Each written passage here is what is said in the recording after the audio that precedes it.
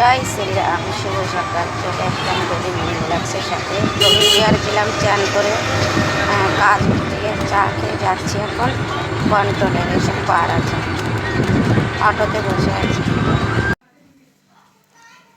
Control থেকে চাল নিয়ে এসে বসলাম। আজকে খুব তাড়াতাড়ি রেশন নিয়ে আসলাম, 9:30টার ভিতরে। সিম ভাজা, 4টে লঙ্কা দিয়ে দিই, একটু অল্প একটু হলুদ গুঁড়ো, লবণ আগে দিয়ে ঢেকে দিচ্ছিলাম একটু।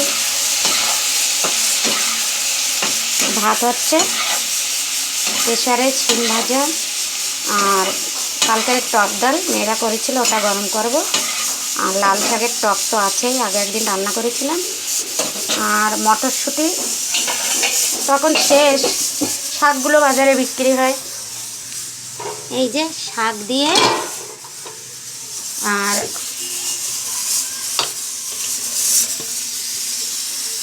এটার ভিতরে আছে ছোট ছোট করে ওলকপি কাটা, আলু, রসুন, পেঁয়াজ, শাক দিয়ে ভাজা হবে।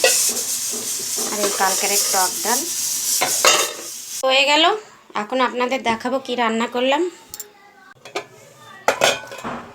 সিম ভাজা,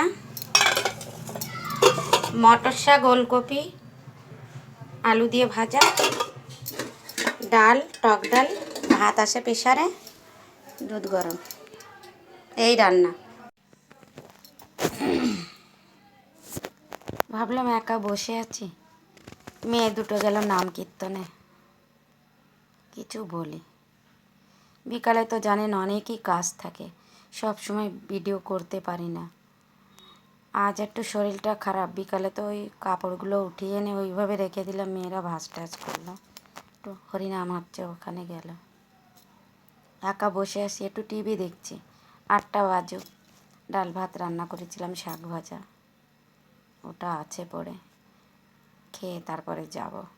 অনেক দূরেই যাওয়া লাগে, 20 টাকার রাস্তা। রাস্তা কিন্তু 15 মিনিট কি 20 মিনিট লাগে, তো একটু ভাড়া এখানে বেশি নেয়। জীবনটা আমার যে এত বাজে, তাই ভাবি আজ নিজের বলতে আমার কেউ নাই, এই রকম লাগে। কথাও তো সত্যি, যতদিন তুমি কষ্ট করে কাজ কর্ম করে সব করতে পারবে, তোমার সবাই থাকবে।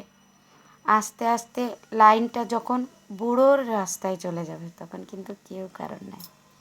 আর মানুষ যখন রোগা হয়ে যায়, তখন তো তার দামই থাকে না।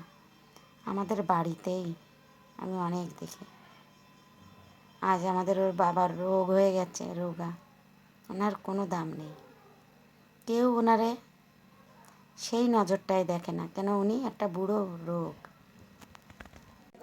শুভরাত। এখন গোবিন্দ বিহার শুয়ে পড়ব। শুভরাত, সবাই ভালো থাকবেন। আগামীকাল নতুন একটা ব্লগের সাথে আবার দেখা হবে।